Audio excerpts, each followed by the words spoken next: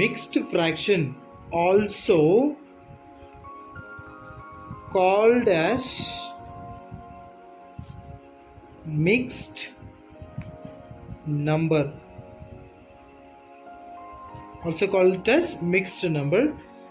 is a number that combines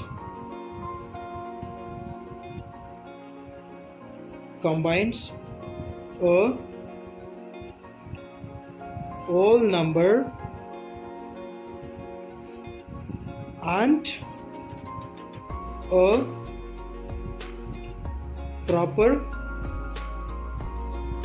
fraction.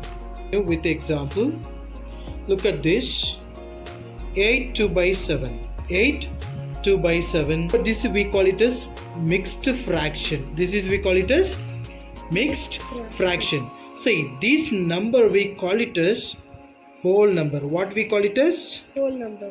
Whole number. And this part we call it as fraction part.